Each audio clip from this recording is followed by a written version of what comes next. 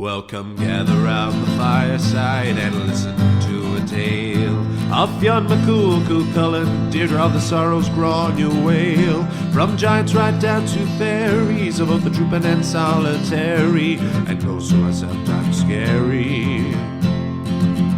Anything goes by the fireside. Yeah.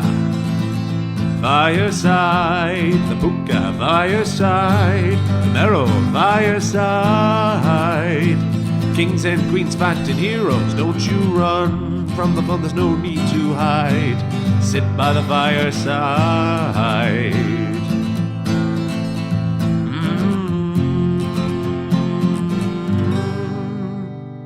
Fireside.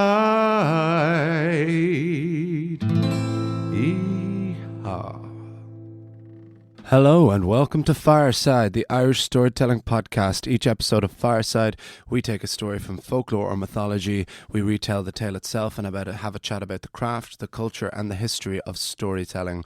My name is Kevin C. O'Lahan and I am your host and your Fireside Bard. Welcome to episode 40 of Fireside, the Irish storytelling podcast. It just seems crazy to me, that amount of episodes, to have hit that number. It's incredibly satisfying. It's incredibly gratifying to have made it this far. 40 seems so close to a year, whatever it is about it. And also, this might be the first episode numbering when it comes to Roman numerals that you as a listener might be as confused as I was. This was the first one I had to look up. Yeah, XL is 40. Meaning that L is then 50. I think that's, once we grasp that, I think we'll be okay until we get to episode 100, which is miles away still, although I'm sure it will creep up on us again, and then we get into C territory. But yes, XL is episode 40, and it's mad. Like, we'll be at a year so soon, and that's insane to me to think that we've been doing this podcast that long. And I can't wait to keep going with it and moving on to bigger and better things with it and taking it to the best possible place it can be. And that is all down to you, the listener. So if you are a returning listener, thank you so much for your continuing support. Perhaps you've been here since the beginning, perhaps you're only here since last week. But if this is your second, third or 40th time listening to Fireside, you're so welcome back. And if this is your very first one, if this is just a random one you've picked on, or if it is just the top one on the shelf and you decided to try it out this week, I think this would be a good episode. I think there definitely, when it comes to the Irish mythology, there is a system we're building on, definitely, and an ongoing story. But I think this one works quite on its own as well, quite as a standalone story. But I think there's a lot of elements in it that returning listeners to this podcast will recognize, the characters and themes and things that do crop up. But I will let the story itself speak for all of that, rather than my own gibberish, because this is a story that it kind of slipped by me. It is a story that, technically speaking, we're in the king cycle at the moment, the historical cycle of Irish mythology. But this story is actually from the mythological cycle. It's from the very first cycle of Irish myths, which we covered in the opening 12 or 13 episodes of Fireside. But this story never cropped up because I suppose it's not part of the main arc of the mythological cycle, which is the story mainly of Lugh and of the fight between the Tuatha Dé Danann and the Fomorians. And this story is kind of a side quest to that. And yet it is one of the most famous Irish myths of all. Certainly the title alone will be something that strikes a chord with a lot of people. Even if they don't necessarily know anything about the story itself, they will know this name, they will know the title of this story. And it just so happened that the story I meant to do this week, which was the story of Conradh Mór, this story of the wooing of Étaín, this tied in quite strongly with it. And I realised that this story hadn't been done. So this is almost a prequel to the story of our next king. And also, as the title of King Cycle would suggest, there haven't been any stories about women. It's been all stories about these men, about these kings. There have been female characters in them, but all serving to their sons or their husbands in each story. And I couldn't resist an opportunity wherever possible to really make more of a thing of the female characters that I find, because especially in the Irish mythology, they're so incredibly interesting, especially the members of the Tuatha Dé Danann.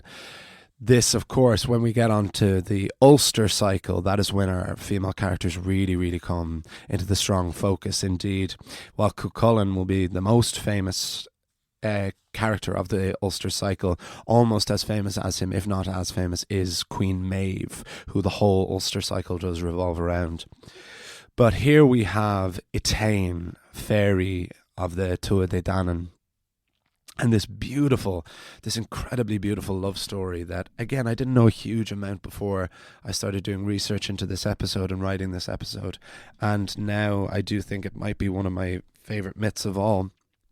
Which, again, the more I say, I genuinely don't mean to sound disingenuous if I keep saying, oh, I love this one, or this is one of my new favourites, because it does grow, and I discover more and more stories, and you do take different ones in, and you do remember different ones in different ways.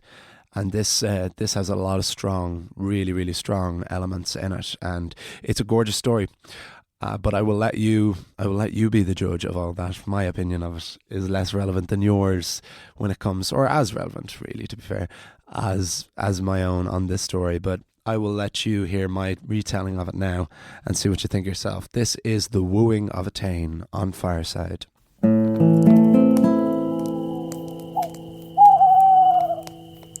The Wooing of Étaín. In the land of promise, Tir na Nog, the world of the Tuatha Dé Danann, the river god Midir was visiting his foster son Engus Og, the god of love. Engus had been raised by both Midir and his wife Fulmach, both of whom had been loving parents to the love god. After all, how could they have not loved a love god? And when Engus Og was grown and left home to go a-wandering, both his foster parents missed him greatly, particularly Midir. Sometime after Engus Og had settled in a new home, Midir decided he would go and visit his foster son. While under the love god's roof, it was law that Midir was under the protection of Engus Og. However, during the river god's stay, while his son was out, Midir was attacked. It would seem a love-lorn loser wished to take revenge on the god of love for interfering in his relationship. There were definitely far more people dissatisfied when Engus intervened than were pleased. Between unrequited love or love that people tried to resist, Engus found himself subject to the wrath of many an unsatisfied customer. But so was his burden to bear, and one he considered entirely worthwhile, given the occasional wonder of true love, with all the highs and lows that it entailed, that every once in a while Engus Og got to bestow upon two people. But this one particular disgruntled character who appeared at the house was, unsurprisingly, drunk, and so, not actually knowing what the love god actually looked like, attacked Midir instead. The river god was a considerably skilled fighter and was able to cut the drunkard down, but in the initial ambush, Midir had lost an eye. There was little the Tuatha Dé Danann valued more than the perfection of beauty, so Midir could never be less than perfect if he was to keep his titles and position as a river god. Engus Og, with the help of Dian Cécht, the healer, was able to regrow Midir a new eye. But an even greater crime had been committed. Midir had been attacked while he was supposed to be under the protection of Engus Og. A law of hospitality had been broken. There was no greater crime, not to the Tuatha Dé Danann. So Engus Og had to do something truly spectacular to make it up to Midir. And with his exact set of skills, Engus knew exactly what to do. The love god gave his foster father the true love of the most beautiful woman in all of the Tuatha Dé Danann, the young Étaín. Engus Og summoned the beauty to his house, and Étaín and Midir immediately fell madly in love. They had a perfect and passionate love affair while remaining in the protection of Engus Og. But eventually, Midir had to return home to his wife. Fuaimh had given him children and foster children. She had been everything he could have wanted in a wife, a partner, a friend. He had never been unfaithful. His eye had never even wandered. But this was different. He knew it. He could have killed Engusog for cursing his life like this. Was he not madly in his foster son's debt for blessing his life with true love? Midir found he could not be without Étaín, so he brought her home with him. When the two lovers arrived, Fuaimh was there to meet her husband and the, for her at least, tragic news. "You bed this child and then bring her into our home. She is no child. She is my one true love. I can never apologize enough or thank you enough for all you have given me, Fuaimh, children and love. But I am powerless. We are in love, and we can never be apart. He'll throw you away one day, child, just as he is throwing me away now. My name is Étaín, and I will never be thrown away. For we have been bound by the dual blessing and curse of true love. So as long as I breathe, I will love Midir, and he will love me." The objection sent Fuaimh into a blind rage. And could you really blame her? As dark storm clouds raged in the sky, Fuaimh cried out, "Let us see you two lovers endure this storm." And with all her power, Fuaimh turned the young Étaín into a shower of rain and cast her out into the storm. Each and every drop that made up the fibre of the girl was tossed and battered from the sky down onto the hard earth, where it began to soak into the moist grass. Despite what he had seen, Midir did not believe it would be possible for Étaín to be dead. There is no way Engusog would have given him such love only to snatch it away like that. Midir searched through the damp countryside until he came across a puddle that glimmered with effervescence like a druid's brew. On hand and knee, Midir crawled over and gazed into the puddle. In place of his own reflection, he saw the face of Étaín. With a ripple, the puddle began to condense and congeal until from it emerged a stunning butterfly, the first ever seen in the world of the Tuatha Dé Danann. The butterfly landed on Midir's shoulder, and knowing his love was with him again, Midir returned home, vowing to protect the butterfly Étaín until she could be in her true form once more. Having left her husband in a fury, Fuaimh was even further outraged to learn of the butterfly Étaín and of the unaltered love between her and Midir. It was said when she fluttered her wings, a sweet music played that could only be heard by her love. So Fuaimh summoned an even greater storm that swept through each and every keep and castle in the land of promise until it reached Étaín and carried her off from the shoulder of her love and into the ether. Étaín was carried through entire dimensions for years on end, but she endured. She stayed alive. Likewise, back in Tir na nÓg, Midir never gave up the pursuit of his beloved. No matter what storm Fuaimh summoned, they would endure. After 7 years, the butterfly Étaín would eventually find herself in our realm, the mortal world, during the reign of King Concobar mac Nessa. But Fuaimh's mighty wind blew her to the home of an Ulster chieftain named Étaín. The butterfly landed in a goblet of wine, which was soon drank along with the butterfly by Étair's own wife. The queen immediately fell pregnant, and 9 months later gave birth to a child considered too perfect to be human. There was only one name they felt they could name the child. They didn't know why. It was as if the child was already named Étaín. Now in mortal form, Étaín grew up to be as beautiful as she had been in the fairy world. But Étaín had no memory of the fairy world, or of her former life, not even of her love Midir. When Étaín was once again a grown woman, the High King at Tara was Yuki. It had come time for Yuki to marry, and as High Kings often did, he sought the hand of the most beautiful woman in Era, and there was no doubt among any of the king's advisers that this was Étaín. They met, and both the princess herself and the parents of the king and queen of Ulster agreed to the match. Étaín and Yuki were married. Now, since the time when they had called the island their own, the Tuatha Dé Danann's personal visits to the mortal world were infrequent.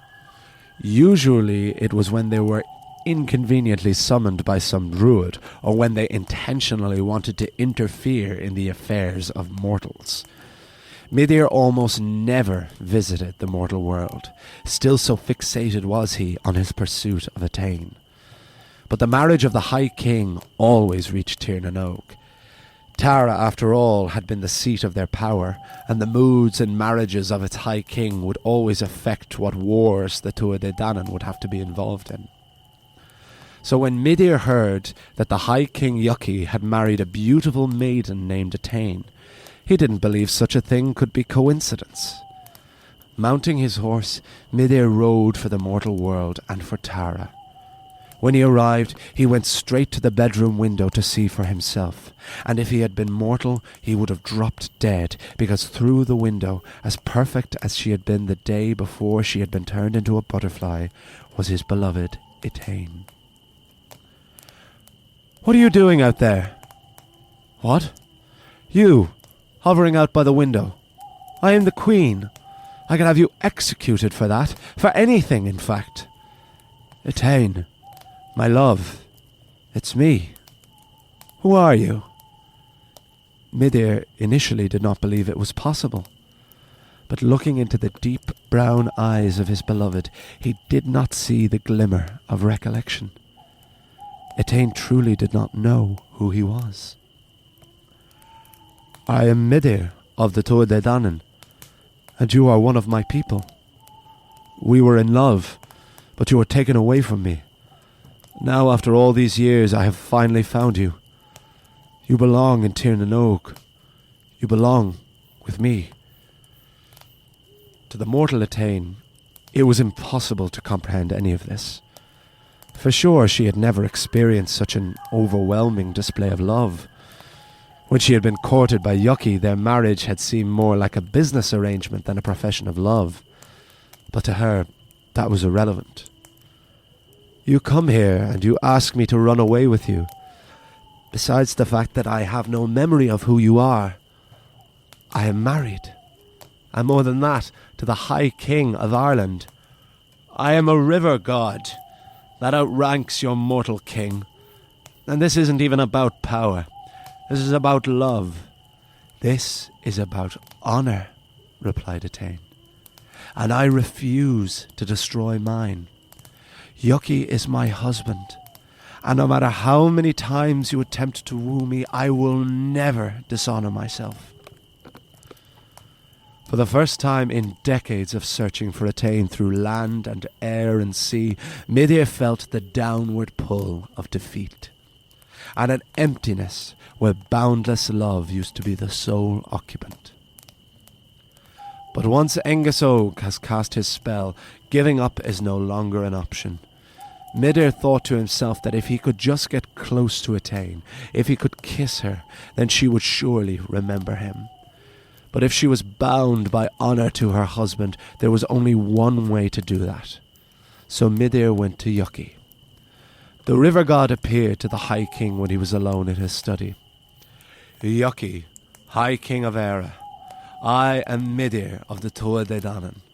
I have been sent to test your worthiness to join the esteemed ranks of the Tara High Kings. Any challenge I openly accept. What do I have to do? I challenge you to a game of Fikel." Fikel was a Celtic predecessor to the game of chess. Many fates have been decided in its playing. It was played by Lugh and Nuada to decide who should be king of the Tuatha Dé Danann. It was played by Fionn McCool and his son Oisin to lure Diarmid ó Divna out in the pursuit of Diarmid ó Gráinne. And here it was played between a mortal high king and a fairy river god to decide the fate of a woman they loved. Of course, Yuki didn't know that part. The two played Fichael long into the night in that dark study by a roaring fire. The pair seemed well matched, with each winning and losing in equal measure. However, Midir was losing intentionally to get Yuki's blood pumping, to make him reckless.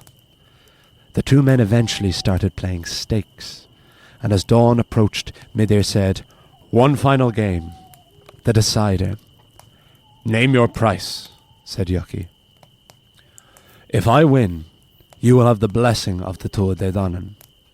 Lose, and I get to kiss your wife." "What?" "Just a kiss, mind, and maybe a hug. Count yourself lucky. If I was Manon and Maclear, I'd have bedded her without you even knowing. Lucky for you, I'm a river god, not a sea god."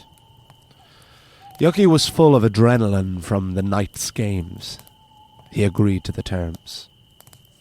They began, and it became instantly clear what a dive Midir had been taking all night, because he began to annihilate the king like an infant. Yuki was no fool. He saw that he had been tricked.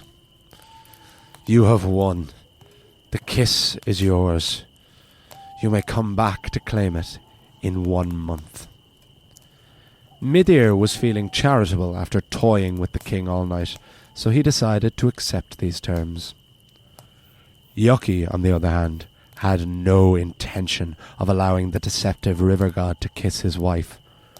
So the High King spent the following month fortifying Tara with as many extra guards, soldiers and druids possible to defend both his and his wife's honour. Every battlement, door and window was armed with enchantments and manpower. They didn't know if it was even possible to defend against the Tuatha Dé Danann, but Yuki would sure as hell try.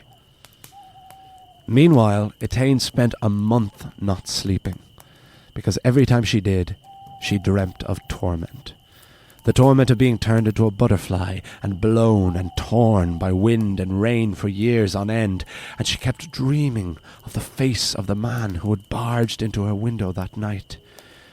She admired her husband for going to the lengths he was going to defend her, but could not help being fascinated by the man who could have had any of his own people, who would have gone to such lengths just for her.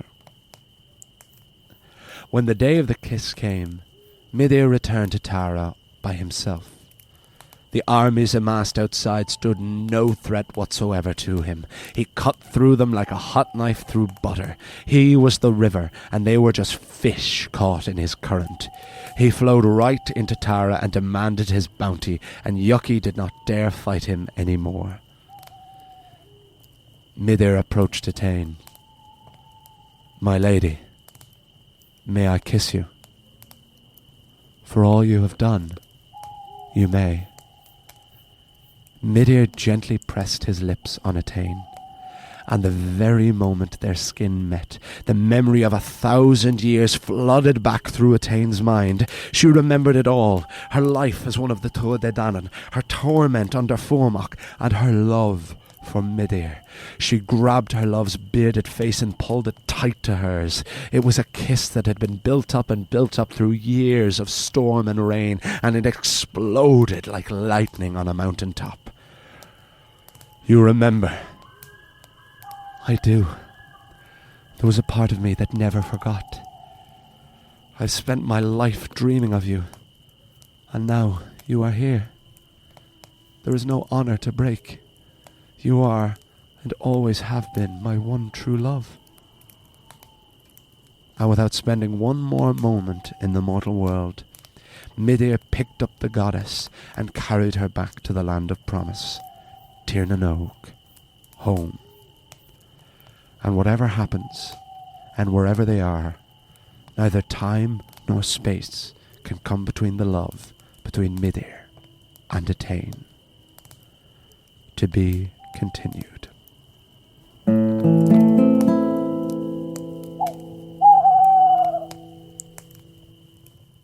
And there we have The Wooing of Étaín on Fireside. A truly just gorgeous, gorgeous love story.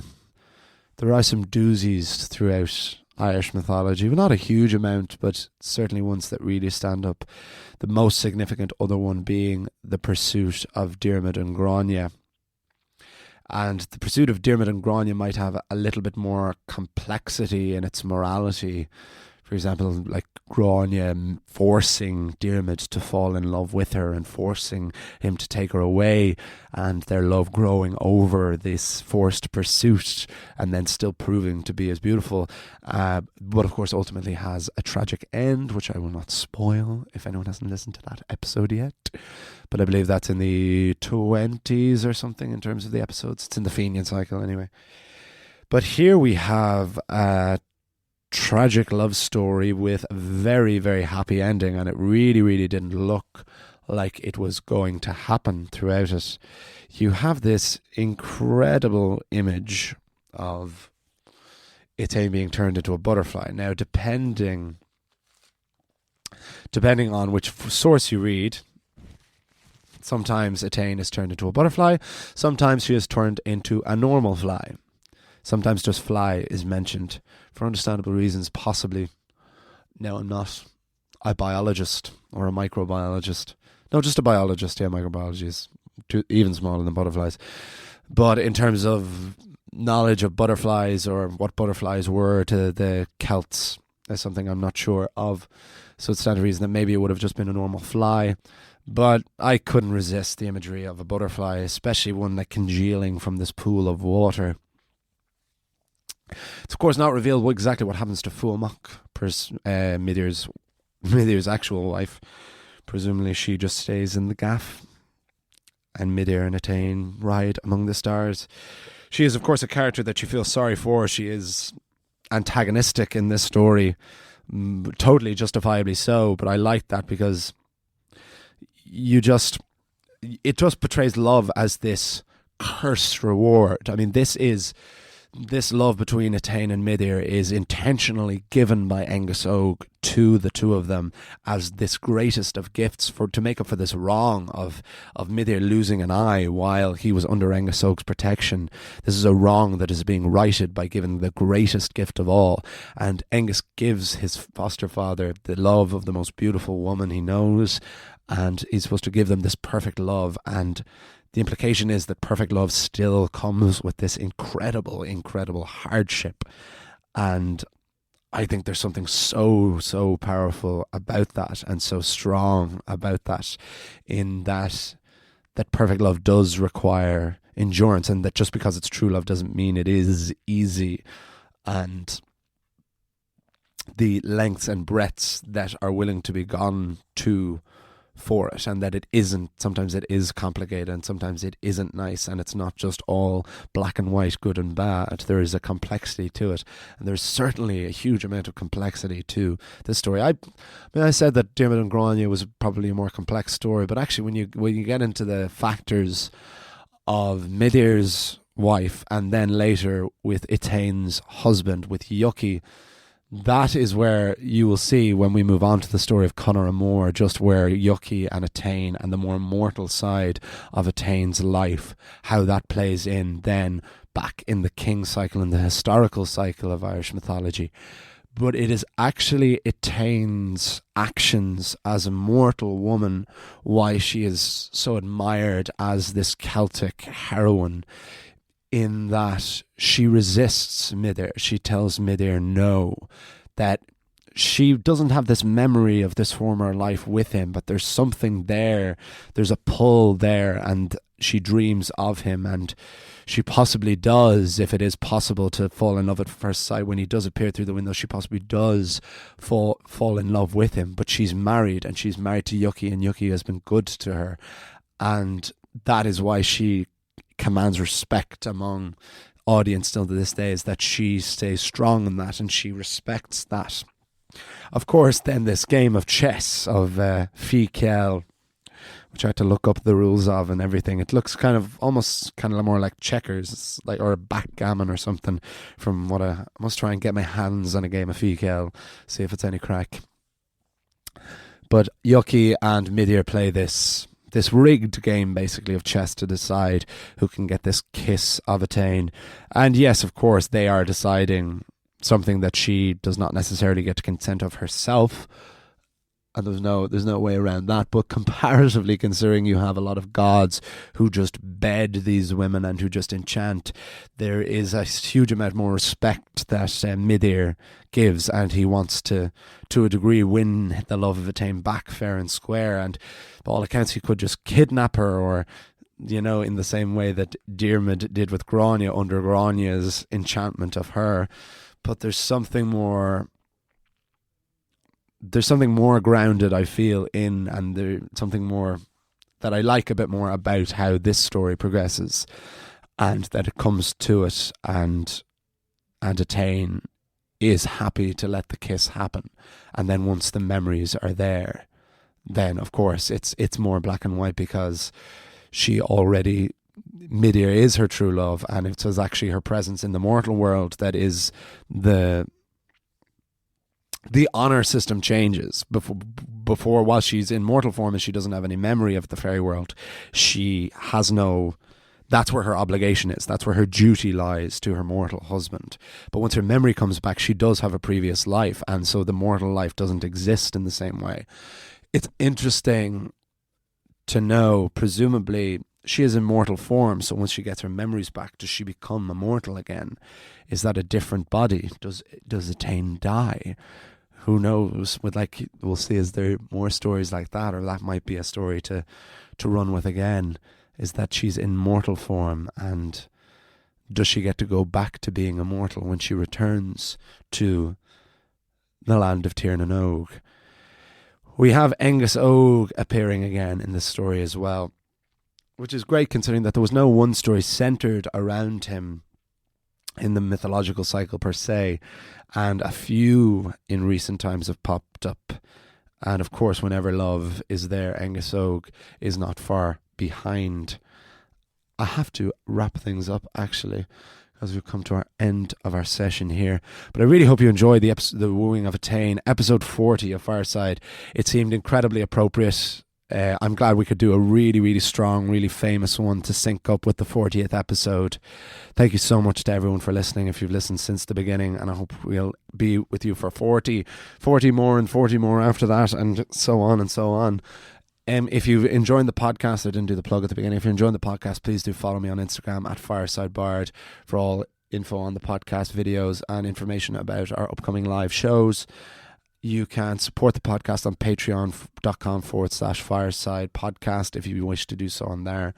And just continue to listen, continue to send me messages if you're enjoying it. I love receiving them, and it's great seeing the things that people send me, and it's really gratifying. It really makes me feel like there's a community of people out there listening and enjoying the podcast, and that it is growing and growing and going from strength to strength. Thank you so much to Jamie, my producer. Thanks to Paddy and Alan and everyone here at Headstuff for continuing to produce this podcast. I love it so much. And I will see you all next time. You will hear me all next time by the fireside. Goodbye. This podcast is part of the Headstuff Podcast Network.